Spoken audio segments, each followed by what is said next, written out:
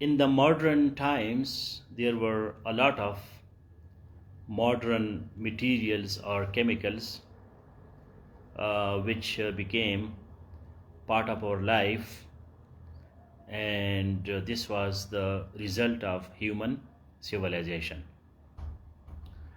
When human was born, initially he or she was living in jungles, and they were living in a natural environment.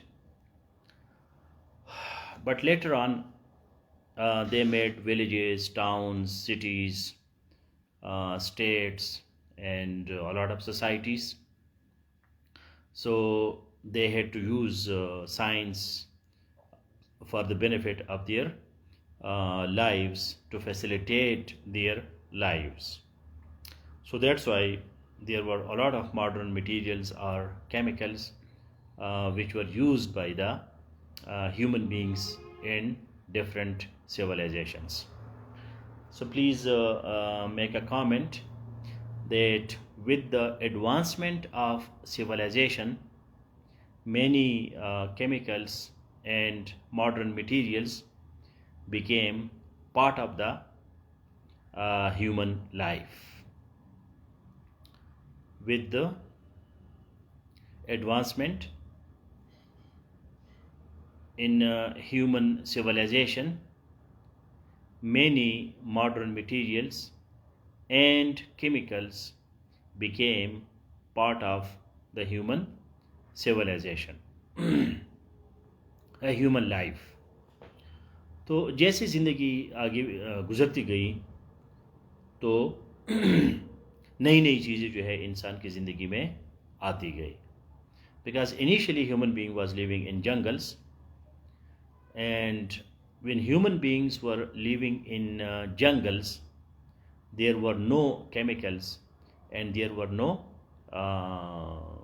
modern materials like ceramics, plastics, semiconductors, fertilizers, pesticides, vaccines, antibiotics.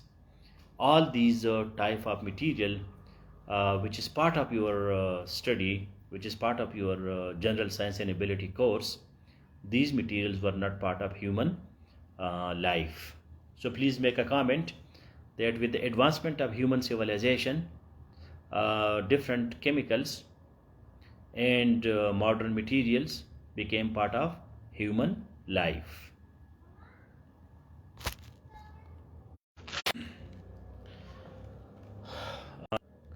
Thank you for the first comment, Rahman.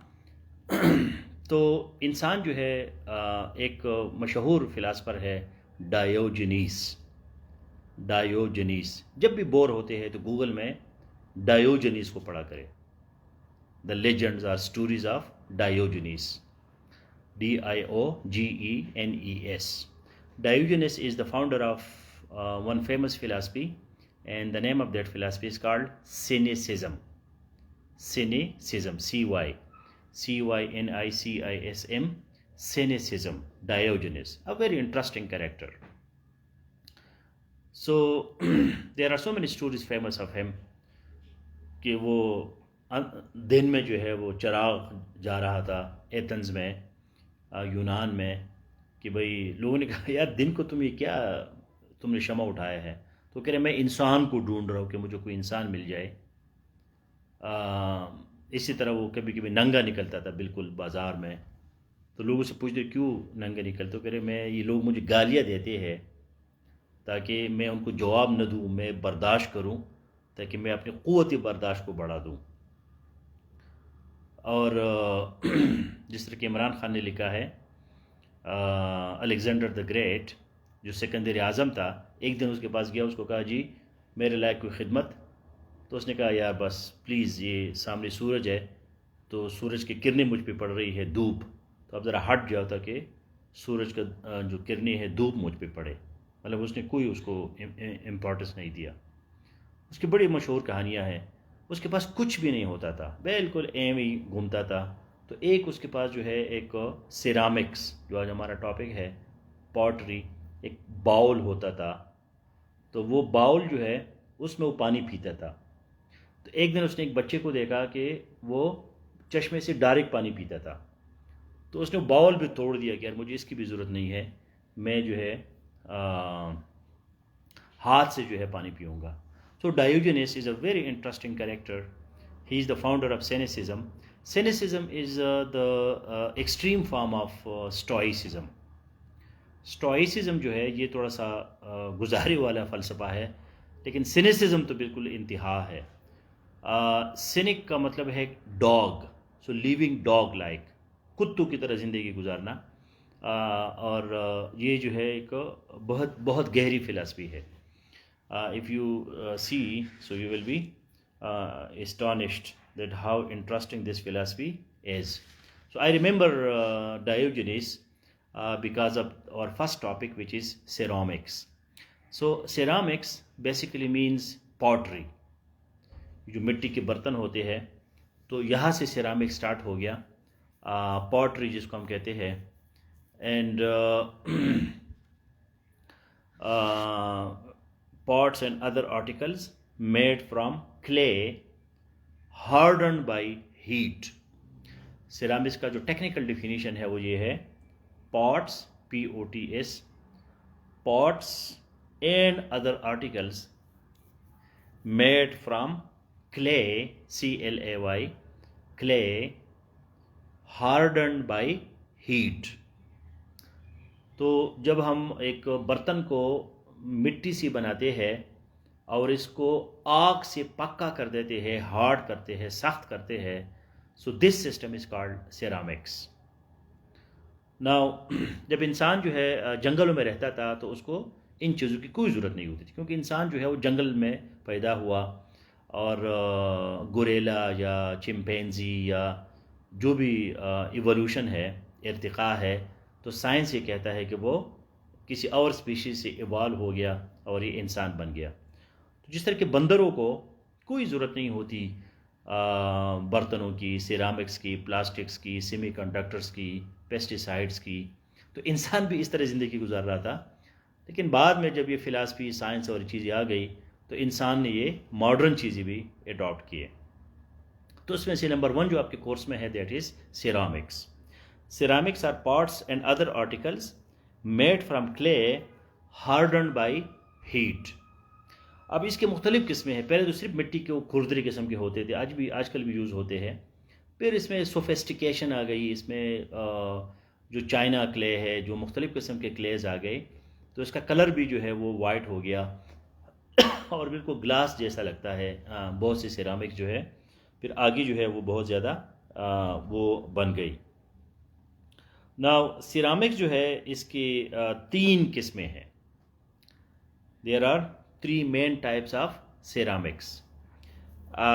One is earthenware, EARTHEN, earthenware, WARE, मिट्टी का जो ceramics है.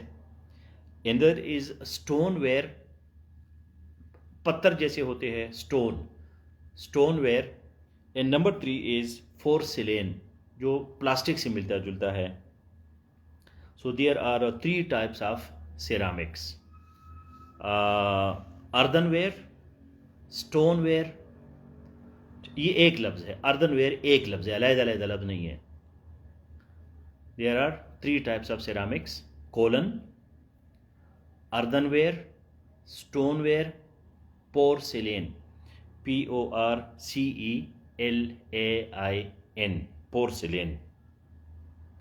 Now, some people think that pottery is not exactly as ceramics, because ceramics are items made from a non-metal material such as clay that changes when exposed to high heat, like the lump of clay turning into a beautiful sculpture.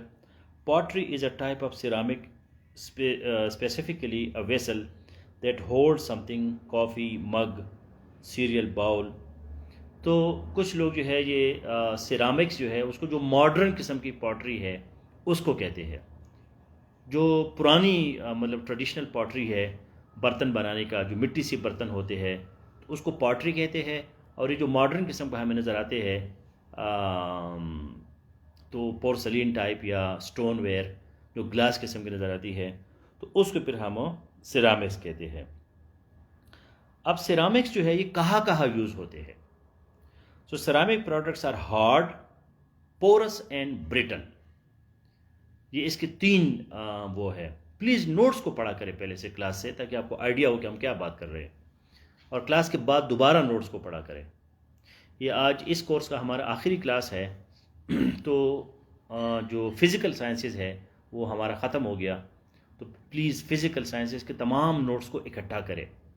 मैंने इमरान खान को भी कहा है कि वो तमाम notes को इकट्ठा करें। इससे हम एक छोटी सी बुकलेट भी बनाएंगे, लेकिन फ़िलहाल आप ख़ुद भी इसको कर सकते हैं।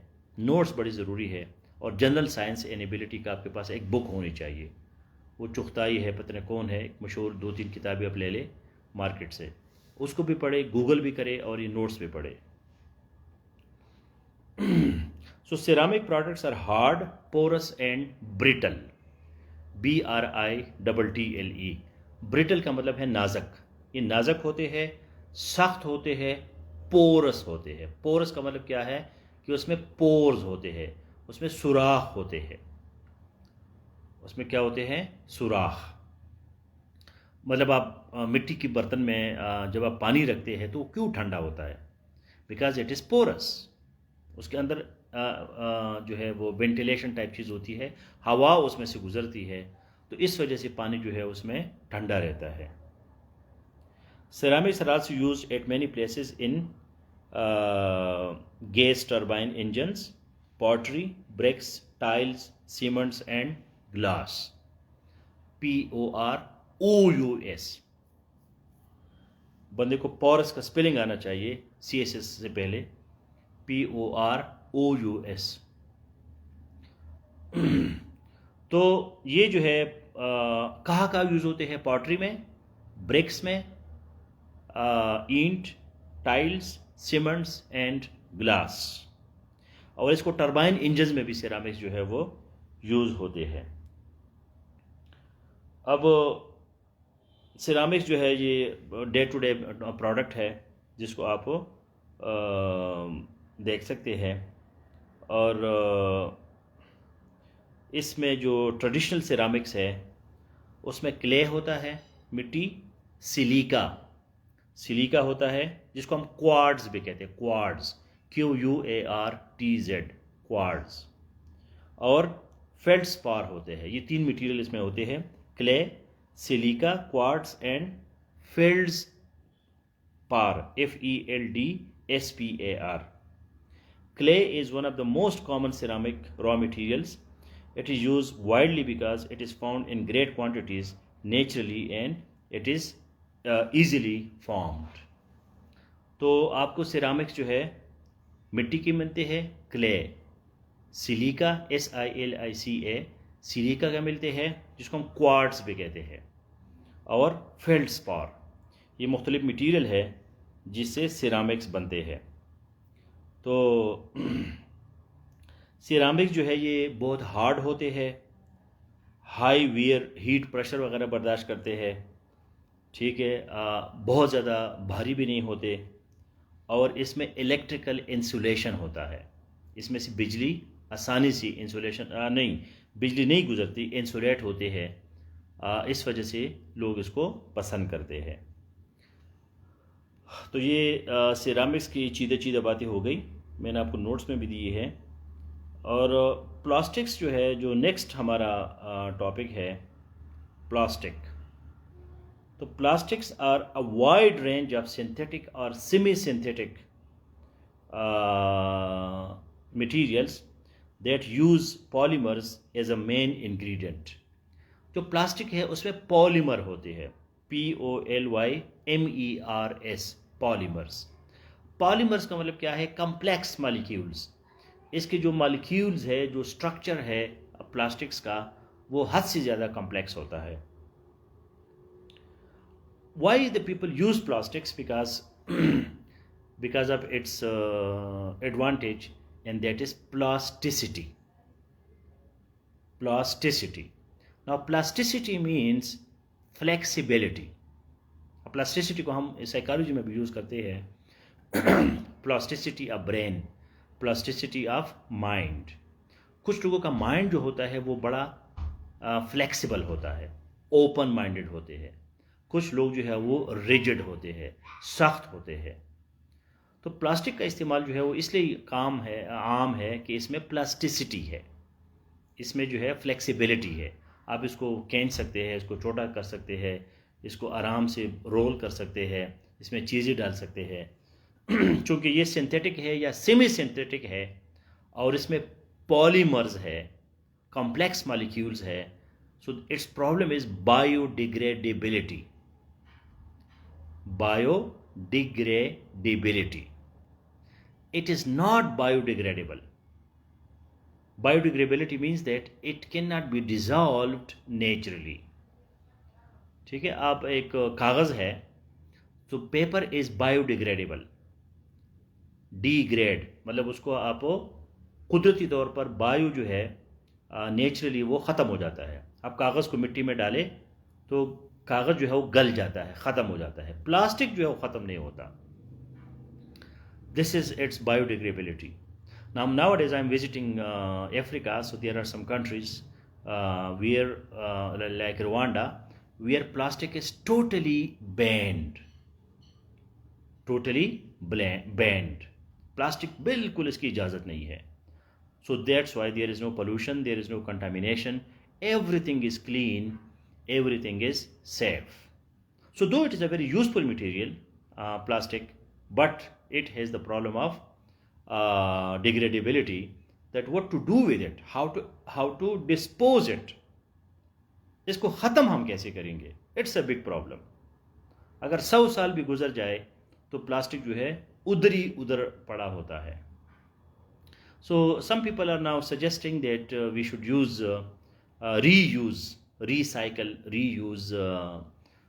प्लास्टिक, ताकि इसको हम दोबारा इस्तेमाल करें। जो एक बाल्टी है प्लास्टिक की, अगर वो पुरानी हो जाती है तो उसको फेंकने के बजाय उसको किसी फैक्ट्री को दे दे, ताकि वो फैक्ट्री जो है उस प्लास्टिक को दोबारा इस्तेमाल करे, और जो वो दोबारा ख़त्म हो जाए तो फिर उसको रीयूज़ करे, बार बार इस्तेमाल करे, तो ताकि वो इस्तेमाल में रहे, वो गन जो है गार्बेज न बन जाए। So this is the problem with the plastics. Now, plastic is defined as a material that contains an essential ingredient in organic substance of large molecular weight. इसका molecular weight जो है, जो वज़न है, वो बहुत large होता है. It is also defined as polymers of long carbon chains. Carbon atoms are linked in chains and are produced in long chain molecules. Basically carbon का बना होता है, लेकिन इसमें जो कार्बन की एटम्स है वो कार्बन चेन्स जो है वो बड़ी लॉन्ग है। जो केमिस्ट्री वाले स्टूडेंट्स हैं वो जब प्लास्टिक की केमिस्ट्री पढ़ते हैं तो उनका सर चकरा जाता है, क्योंकि उसको जो मॉलिक्यूलर फार्मूले है वो बहुत लंबे लंबे होते हैं। तो ये उसका जो है इस्तेमाल है। अब इसमें कुछ थर्मोप्लास्टिक्स होते हैं हीट वाले, मतलब बॉटल्स है, फिल्म है, फूड है, पैकेजिंग है, ठीक है। कुछ पॉलीप्रोफाइलिन है, जिस तरह की बैटरी है, माइक्रोवेव कंटेनर्स है। कुछ जो है वो पॉलीस्टीरीन है, जो इलेक्ट्रिकल अप्लायंसेस है उसमें यूज़ होते हैं। तो प्लास्टिक के मुख्तलिफ़ किस्म के टाइप्स है। अच्छा, प्लास्टिक जो है ये पुअर कंडक्टर्स है ऑफ हीट एंड इलेक्ट्रिसिटी। इसमें से बिजली नहीं गुजरती। आपने देखा होगा प्लास्टिक के तार होते हैं या प्लास्टिक के स्विच होते हैं, क्यों कि इसमें बिजली का करंट आपको नहीं लगता। ये इसका बड़ा जो है वो फ़ायदा है। Plastics are non corrosive. Corrosion किसको कहते हैं? जंग लग जाना। इसको जंग नहीं लगता। अब बंदा कहते हैं यार मैं लोहे को इस्तेमाल करूँ, फिर मैं इसको इस्तेमाल न करूँ प्लास्टिक को, लेकिन लोहे को जंग लगता है, इसको जंग नहीं लगता। Non corrosive. Plastics can be easily moulded into different shapes. इसका जो एक और बेनिफिट है वो मोल्डिंग है। मोल्ड, MOULD, माउल्ड का मतलब क्या है कि इसको आप जिस शक्ल में लाना चाहते हो तो वो ला जाता है। Plastics are cheap, light, strong and durable. मतलब कि जो मॉडर्न ज़माना है ये प्लास्टिक के साथ हमारा जंग है कि ना इसको हम जोड़ सकते हैं ना इसको हम जो है इस्तेमाल कर सकते हैं। तो ये एक इंटरेस्टिंग किस्म का मॉडर्न मटेरियल है। जो नेक्स्ट हमारा केमिकल है, जो नेक्स्ट हमारा वो है मॉडर्न मटेरियल है, वो है सेमीकंडक्टर्स। अब सेमीकंडक्टर जो है क्या चीज़ है? सेमी का मतलब है हाफ, कंडक्टर का मतलब है जिसमें से बिजली गुजर जाती है।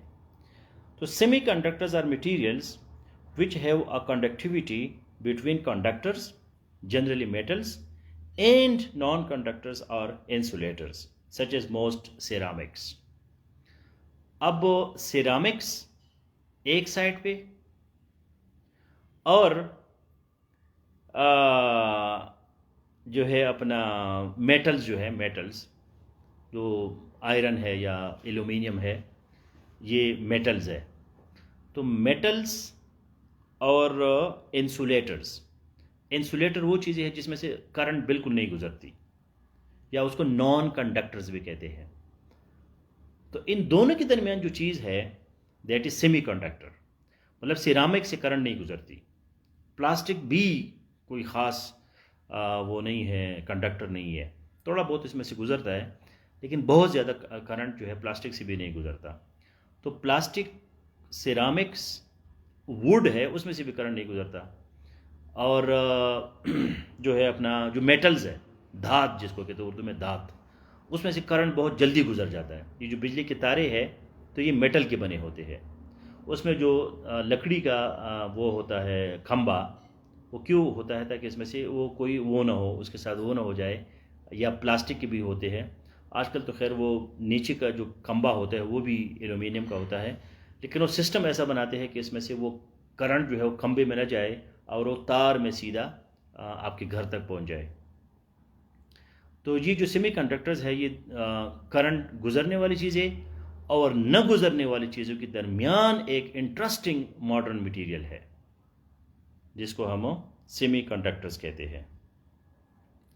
तो semiconductors can be pure elements such as silicon और जर्मेनियम और compounds such as gallium arsenide और कैडमियम सेलेनाइड।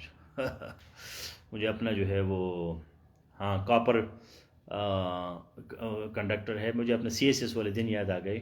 बड़ा मैंने इस पे जो है ना, क्योंकि सेमी कंडक्टर पे क्वेश्चन अक्सर ज़रूर आता है, तो ये मुझे बहुत याद आ गया कि जब मैं अपना सर इस पे इस तरह से करता था, याद करता था कि semiconductors can be pure elements such as silicon और जर्मेनियम।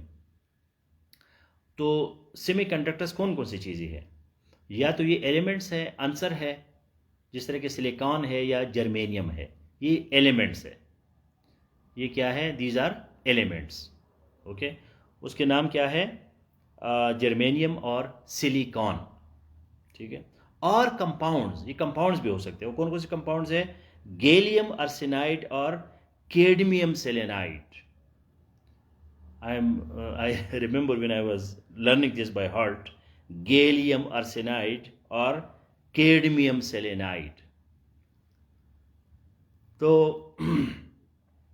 जो सेमीकंडक्टर्स है या तो कुदरती तौर पर ये सिर्फ एलिमेंट्स है, अनासिर है। वो एलिमेंट्स कौन कौन से हैं? एक है सिलिकॉन और दूसरा है जर्मेनियम।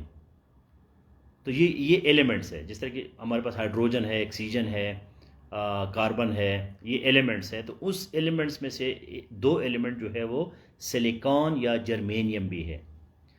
तो ये सेमीकंडक्टर्स है नेचुरली। और ये आप देखते हैं ना, ये सिलिकॉन वैली अमेरिका में और इंडिया में, बंगलोर में। तो ये सिलिकॉन वैली इसको क्यों कहते हैं? क्योंकि सिलिकॉन जो है, ये सेमीकंडक्टर जो है, ये बहुत ज़्यादा यूज़ होता है मॉडर्न साइंस के इक्विपमेंट में, इंस्ट्रूमेंट्स में। तो इस वजह से उसको सिलिकॉन वैली कहते हैं, क्योंकि सिलिकॉन जो है ये नेचुरली सेमीकंडक्टर है। न ये कंडक्टर है न ये इंसुलेटर है, ये दरमियान की चीज़ है। तो हमें कॉपर जैसा कंडक्टर भी कभी कभी नहीं चाहिए कि उसमें से करंट एकदम से गुजरे, और हमें जो है वो वुड या सिरामिक भी नहीं चाहिए जिसमें से करंट गुजरता ही नहीं है, क्योंकि करंट का गुजारना जो है ये मॉडर्न लाइफ का एक बहुत इन्वेंशन है, एक बहुत बड़ी डेवलपमेंट है कि हम करंट को गुजार सकते हैं, करंट को एक जगह से दूसरी जगह ले जा सकते हैं। तो कभी कभी हम इसको कंट्रोल भी करना चाहते हैं कि यार ये बहुत ज़्यादा तेज़ ना जाए। अब एक मशीन है, उसमें करंट अगर एकदम से गुजर जाए तो फिर तो आप इसको कैसे कंट्रोल करोगे। अगर उसमें से करंट गुजर ही नहीं सकता तो वो भी आपके लिए यूजलेस है, यूजलेस है, वो बिल्कुल मुफीद ही नहीं है कि उसको फिर क्या करोगे उस चीज़ का जिसमें करंट ही नहीं गुजरता। करंट गुजरना भी प्रॉब्लम है और इसका न गुजरना भी प्रॉब्लम है। तो सेमी कंडक्टर जो है ये आपके पास एक बेहतरीन चॉइस है टेक्नोलॉजी में। जो कंप्यूटर्स है या लैपटॉप्स है, मोबाइल्स है, जितनी भी ऐसी मशीन्स है तो उसमें सेमी कंडक्टर जो है वो यूज़ होते हैं। तो ये एलिमेंट्स भी है सिलिकॉन और जर्मेनियम, और एक कंपाउंड्स भी है। कंपाउंड्स के नाम आपको रट्टा लगाना पड़ेगा क्योंकि ये कोई बहुत ज़्यादा मशहूर नहीं है। Gallium arsenide, GALLIUM, gallium arsenide, ARSENIDE, या cadmium selenide, CADMIUM, cadmium selenide, SELENIDE, selenide. So a semiconductor substance lies between the conductor and insulator. It controls and manages the flow of electric current in electronic equipment and devices. As a result, it is a popular component of electronic chips made for computing components and a variety of electronic devices, including solid state storage. So these are some of its uses. Semiconductors are materials which have a conductivity between conductors, generally metals, and non-conductors or insulators, such as most of the ceramics. Now, semiconductors are divided into two types: intrinsic semiconductors and extrinsic semiconductors. Intrinsic semiconductors are pure semiconductors, and these are substances without the presence of any impurity or doping. Extrinsic semiconductors are prepared by adding a sufficient amount of impurity. अब कुछ चीज़ें जो बहुत मतलब simple होते हैं तो वो भी आपकी यूज़ के लिए सही नहीं होते। तो साइंटिस्ट क्या करते हैं, इंजीनियर्स क्या करते हैं, उसमें डोपिंग करते हैं, DOPING, doping. Doping means adding impurity. तो उसमें कोई गन डालना या उसमें कोई बाहर की कोई चीज़ डालना। तो इस वजह से सेमीकंडक्टर जो है वो इंट्रिंसिक है, इंट्रिंसिक अंदरूनी, या एक्सट्रिंसिक। एक्सट्रिंसिक का मतलब क्या है, बिरूनी, कि इसमें बिरूनी चीज़ जो है वो भी आप शामिल कर सकते हैं। तो how semiconductors are used, are made. Semiconductor devices are built up in a series of nano fabrication processes performed on the surface of substrates made from highly pure single crystal silicon. These substrates are usually known as wafers. तो हम इसको semiconductors को बनाते कैसे है, जो process होता है उसको कहते हैं nano fabrication. Nano means very small, क्योंकि सेमीकंडक्टर जो चिप्स में यूज़ होते हैं, छोटे छोटे चिप्स में यूज़ होते हैं, तो इस वजह से ये कोई बहुत बड़ी चीज़ नहीं होती कि आप इसको कोई बड़ा मशीन बनाते हैं या कोई रॉकेट बनाते हैं या कोई जहाज़ बनाते हैं। तो वो जो है वो है डोप, जो है DOPE है, इमरान खान। डोपिंग में फिर ई नहीं होता, लेकिन डोप जो है नाउन या वर्ब में ई होता है। स्पेलिंग्स आप लोगों का बहुत बड़ा प्रॉब्लम है। तो नैनो फैब्रिकेशन, नैनो का मतलब है वेरी वेरी स्मॉल, और सिलिकॉन जो है इसका मेन मटेरियल है जहाँ ये सेमीकंडक्टर्स यूज होते हैं। अच्छा, सेमीकंडक्टर दुनिया में बड़ी ज़बरदस्त चीज़ है। आजकल जो चाइना और यूएसए का जो वॉर है, ट्रेड वॉर, उसमें एक इम्पॉर्टेंट एलिमेंट जो है वो सेमीकंडक्टर्स है। क्योंकि दुनिया में सेमीकंडक्टर जो है ये ताइवान बनाता है, साउथ कोरिया बनाता है, जापान बनाता है, और यूएसए और चाइना। इनके अलावा जो है बाकी कंट्रीज़ कोई ख़ास किस्म के सेमीकंडक्टर्स नहीं बना सकते, क्योंकि ये नैनो टेक्नोलॉजी है, नैनो फैब्रिकेशन है। तो जो टॉप इंडस्ट्रियल कंट्रीज़ है, इसमें नंबर 1 ताइवान है, नंबर 2 साउथ कोरिया है, नंबर 3 जापान है, नंबर 4 यूएस है, और नंबर 5 जो है वो चाइना है। अभी इज़राइल ने इसको शुरू किया है, नीदरलैंड ने, मलेशिया ने, यूके और जर्मनी जो है ये भी इस फील्ड में आ गए हैं। अच्छा, आखिरी पॉइंट जो सेमीकंडक्टर्स के लिए है कि इसके 2 टाइप्स है, एक पी टाइप है और एक एन टाइप है। पी टाइप और N type. So in a n-type semiconductor, the majority of charge carriers are free electrons, whereas the holes are in minority. In a p-type semiconductor, the majority of charge carriers are holes, whereas the free electrons are in minority. तो p type और n type जो है ये इसके technical 2 किस्में हैं। एक तो उसका जनरल था, इंट्रिंसिक और एक्सट्रिंसिक। तो अब लिथियम का मुझे नहीं पता कि ये सेमीकंडक्टर में कैसे यूज़ होता है। लिथियम यूज़ होता है बैटरीज में, लेकिन मुझे ये नहीं पता कि लिथियम जो है सेमीकंडक्टर के साथ रिलेटेड है या नहीं है। वो एक जनरल इन्फॉर्मेशन आपकी बात सही है कि लिथियम जो है, और इमरान खान लिथियम का जो एल है वो कैपिटल होता है, क्योंकि ये एलिमेंट है, प्रॉपर नाउन है। तो एन टाइप जो है उसमें क्या होते हैं, जो चार्ज कैरियर्स होते हैं वो फ्री इलेक्ट्रॉन्स होते हैं, और होल्स जो होते हैं वो छोटे होते हैं। पी टाइप सेमीकंडक्टर जो है वो उल्टा है, उसमें जो चार्ज कैरियर्स है वो होल्स होते हैं, सुराख, whereas the free electrons are in minority. ये नोट्स मैंने आपको दिए हैं आज, तो इसमें ये तफसीलात आपको उधर से मिल जाएंगे। थोड़ा सा गूगल करते हैं कि लिथियम जो है वो लिथियम का क्या ताल्लुक़ है, lithium relation, lithium in semiconductor, semiconductor.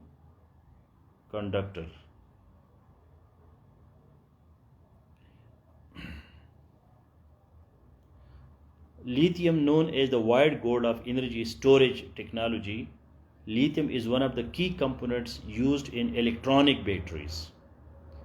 Besides EV, lithium-based semiconductors are also playing a key role in areas of national security, nuclear medicine and other scientific research. Yes, इसका मेन यूज़ तो batteries में है, लेकिन कोई nuclear और national security, कोई advance level में ये सेमीकंडक्टर्स में भी यूज़ होते हैं। So there are lithium based semiconductor detects thermal neutrons. Advance research वगैरह में ये है इसका यूज़, लेकिन मेरे ख्याल में रूटीन में जो सेमीकंडक्टर्स है उसमें सिलिकॉन ज़्यादा यूज़ होता है, या जर्मेनियम, या जो 2 कंपाउंड्स मैंने आपको बता दिए। अच्छा, बाकी जो चीज़ें हैं फर्टिलाइज़र्स, पेस्टिसाइड्स, अब वो तो बड़ी सिंपल सी है, उसमें कोई इतनी ज़्यादा डिस्कशन की ज़रूरत नहीं है। मैंने आपको उसके नोट्स भी दिए हैं। उसमें सिर्फ ये याद रखें कि ये जो चीज़ें हैं इसका मिसयूज़ ना हो, और क्योंकि इन्वायरमेंटल फ्रेंडली चीज़ें नहीं हैं, पेस्टिसाइड्स भी नहीं हैं, और जो एंटीबायोटिक्स वगैरह ये चीज़ें जो है ये ह्यूमन हेल्थ के लिए और एनवायरनमेंट के लिए कोई अच्छी चीज़ें नहीं है। इसको इमरजेंसी में यूज़ करना चाहिए। तो हमारे पास इमरान खान जो डॉक्टर है वो आपको एंटीबायोटिक्स पे लेक्चर दे सकता है सेफ 2 में, और मैंने आपको नोट्स भी दिए हैं। उसमें जो इम्पॉर्टेंट चीज़ है, कभी कभी इस पर क्वेश्चन भी आता है, वो है IPM। IPM means integrated pest management. Integrated pest management, कि जब आप पेस्ट जो अन रिक्वायर्ड या अनडिज़ायरेबल जो इंसेक्ट्स होते हैं या वीड्स होते हैं, तो उसको ख़त्म करने के लिए हमारे पास जो है IPM होना चाहिए। वैक्सीन्स भी है, इमरान खान इस पर आपने लेक्चर देना है। तो इंटीग्रेटेड पेस्ट मैनेजमेंट ये है कि भाई आपने सिर्फ केमिकल्स यूज़ नहीं करने, पेस्टिसाइड्स यूज़ नहीं करने, एकदम से स्प्रे नहीं करना, आपने बायोलॉजिकल मेथड्स यूज़ करने हैं, आपने जो है फिज़िकल मेथड्स यूज़ करने हैं। मसलन मस्किटोज़ है, मच्छर है, तो ज़रूरी नहीं कि मच्छर को आप स्प्रे से मारे, मच्छर को या तो आप बाहर निकाले या उसको फिज़िकली मारे, ठीक है, जिसका कोई नेगेटिव इम्पैक्ट ना हो। तो 4-5 तरीके जब आप इकट्ठे करते हैं पेस्टिसाइड्स या वीडिसाइड, जो वीड्स होते हैं, जो अनरिक्वायर्ड प्लांट्स होते हैं, उसको मारने के लिए आपने इंटीग्रेटेड पेस्ट मैनेजमेंट जो है वो यूज़ करना है। एक साइड पे आपने नहीं जाना कि सिर्फ स्प्रे से आप कंट्रोल करें, क्योंकि इसके साथ जो यूज़फुल बटरफ्लाइज है या इंसेक्ट्स है या यूज़फुल प्लांट्स है वो भी ख़त्म हो जाते हैं। तो ये एक बड़ा चैलेंज है मॉडर्न टाइम्स में। इसी तरह फर्टिलाइजर्स के साथ जो है आपका ऑर्गेनिक एलिमेंट जो है दैट इज़ हाईली एसेंशियल, और उसमें जो इम्पॉर्टेंट चीज़ है वो है farm yard manure. Farm yard manure, MANURE। Farm yard manure जो है वो आपका जो ऑर्गेनिक फर्टिलाइज़र है, जो आपका गोबर जिसको हम कहते हैं, तो गोबर को आप ऑर्गेनिक तरीके से अपने खेत में रखें। मैंने अपने खेतों में जो है ना इसको मना किया है अपने किसानों को कि आप लोगों इसको फर्टिलाइज़र्स का इस्तेमाल कम करें, पेस्टिसाइड्स का इस्तेमाल कम करें, आप उसको फार्म यार्ड मैन्योर बनाएं। तो उसका एक बाकायदा प्रोसेसिंग होता है कि आपने गोबर को ज़मीन में दबाना है, रखना है, उसको लेयर्स बनाने हैं, तो फिर वो साल बाद 6 महीने बाद एक ज़बरदस्त किस्म का फर्टिलाइज़र बन जाता है जिसका साइड इफ़ेक्ट्स नहीं होते। तो ये इंटरेस्टिंग चीज़ें हैं। वैक्सीन जो है वो प्रिवेंशन है, एंटीबायोटिक जो है वो यूज़ है। बिकॉज हेल्थ का, जिस तरह कि मैंने आपको पहले बताया था कि हेल्थ की 5 डिपार्टमेंट्स है: promotive health, preventive health, curative health, rehabilitative health and palliative health. तो इसमें जो नंबर 1 है वो है प्रोमोटिव हेल्थ, कि आप हेल्दी लाइफस्टाइल को प्रमोट करें।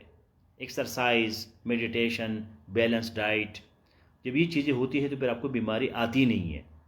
प्रिवेंटिव का मतलब ये है कि जो पैथोजेंस है, जो डिजीज़ कॉजिंग ऑर्गेनिजम्स है, जिसको हम जर्म्स कहते हैं, जरासीम कहते हैं, तो उसको पहले से हम मारें, ख़त्म करें, ताकि अगर no mosquito no malaria, prevention is better than cure, कि जब मस्किटो नहीं होगा तो ऑटोमेटिकली मलेरिया नहीं होगा। तो ये वैक्सीन है। अब कुछ लोग इसकी मुखालिफत करते हैं, वो कहते हैं कि जी ये नेचर के साथ लड़ना है, अभी तक आपको बीमारी नहीं लगी तो आप क्यों वैक्सीन लगाते हैं। तो ये क्रिश्चियंस में भी है, मुस्लिम्स में भी है, जो हार्ड लाइनर्स है, तो वो वैक्सीन्स के ख़िलाफ़ होते हैं कि भाई अभी तक आपको बीमारी आई नहीं है तो आप क्यों प्रिवेंशन करते हैं, जब आ जाएगी तो देखा जाएगा। तो ये आप नेचर के, कुदरत के निज़ाम में आप खामखा डंडी मारते हैं। तो लेकिन prevention is better than cure. आप अपने बच्चों को जो है रूटीन में शुरू में वैक्सीन्स लगाए, ताकि अगर कोई चांस हो जाए पैथोजन का या जर्म का या एंटीजन, और जिसको कहते हैं वो जो आपकी इम्यूनिटी सिस्टम है, तो उसको स्ट्रॉन्ग करने के लिए आपके पास वैक्सीन्स जो है वो होनी चाहिए। कोविड का भी लोगों ने बड़ा मुखालिफत की कि जी हमें वैक्सीन नहीं लगाना चाहिए तो आपकी मर्दानगी ख़त्म हो जाएगी, तो आपके बच्चे नहीं होंगे, तो ये नहीं होगा, तो वो नहीं होगा। तो ये साइंस इस तरह के फजूल काम नहीं करता। साइंस जो भी काम करता है तो उसमें बहुत बड़ी विजडम होती है, तो खामखा लोग इसकी मुखालिफत करते हैं। तो प्रिवेंटिव। नंबर 3 जो है वो क्यूरेटिव है। क्योर जो है इलाज करना। अब एक बंदा बीमार हो जाता है तो फिर प्रोमोट, उसको तुम कहानियाँ सुनाओ कि जी बैलेंस डाइट खाओ, विटामिन खाओ, और जी मिनरल खाओ, पानी पियो, वो कहते हैं यार ये छोड़ो, मुझे दवाई दे दो ताकि मेरा इलाज हो जाए। तो वो नंबर 3 स्टेज है, क्यूरेटिव। नंबर 4 जो है रिहेबिलिटेटिव। रिहेबिलिटेटिव ये कि बंदा एक्सीडेंट हो जाता है, उसका टांग टूट जाता है, तो फिर ये बाकी ऊपर की कहानियाँ सारी काम नहीं करती, फिर आपने उसकी सर्जरी करनी है, उसके आर्थोपेडिक डॉक्टर के पास आपने उसको ले जाना है ताकि वो रिहेबिलिटेट हो जाए। और आखिर में जो है वो पैलिएटिव है, PALLIATIVE। पैलिएटिव ये है टू डिक्रीज द पेन, क्योंकि यूजुअली हमें एंटीबायोटिक्स या इस तरह की मेडिसिन इस्तेमाल नहीं करनी चाहिए, लेकिन जो एनाल्जेसिक है, जो पेन किलर्स है, एक बंदा कैंसर का मरीज़ है और उसके पास आखिरी 2 महीने रह गए और तुम उसको कहते हो जी सेमिनार कराओ, बैलेंस डाइट खाओ और जी वैक्सीन लगाओ, वो कहते हैं मुझे कैंसर है, मैं मर रहा हूँ, मैं दर्द से चीख रहा हूँ, तो मुझे कोई हाई डोज एनाल्जेसिक दे दो। एनाल्जेसिक जो है पेन किलर को कहते हैं, मुझे पेन किलर दे दो ताकि कम से कम मेरा जो अभी का जो दर्द है ये ख़त्म हो जाए, तो उस इलाज को कहते हैं पैलिएटिव। तो ये 3 किस्म के आपके 5 किस्म के आपका हेल्थ सिस्टम्स है, तो इसमें ये 5 चीज़ें जो है आपको मैंने बता दिए। तो पेस्टिसाइड्स हम तब यूज़ करते हैं जब हम पेस्ट को मारते हैं, तो उसके लिए इंटीग्रेटेड पेस्ट मैनेजमेंट, उसमें इंसेक्टिसाइड भी है। इंसेक्टिसाइड जो है वो आपने करना है एंटमोलॉजिस्ट के प्रिस्क्रिप्शन पे, entomology, ENTOMOLOGY। Entomology means the study of insects. Insects का जो इंसेक्ट्स बुरी भी है और अच्छे भी है। अब बटरफ्लाई भी एक इंसेक्ट है, लेकिन उसको गरीब को आप कैसे मारोगे? तो एंटमोलॉजी जो है वो आपने देखना है कि एंटमोलॉजिस्ट आपको क्या कहता है कि आपने इंसेक्टिसाइड, CIDE का मतलब है मरना, इंसेक्टिसाइड का मतलब है इंसेक्ट्स को मारना, पेस्टिसाइड का मतलब है कि ऑल अनडिजायरेबल एलिमेंट्स, जितने भी अनडिजायरेबल है तो उस सब को हम पेस्ट कहते हैं। पेस्ट उसमें प्लांट्स भी आते हैं, उसमें एनिमल्स भी आते हैं। तो entomology that is the science which tells you how to study insects and how to control insects. So this was all about modern chemicals and like plastics, ceramics and all these things which human civilization is now facing, and the biodegradability is a big problem. And I hope that you will listen to this lecture again and again, and you will also read the notes that I have given you. And if you read the notes, if you listen to this lecture, you understand generally, and you read a book of general science and ability, so I hope that there will be 90 plus marks in the paper. All the best. Good night. Take care.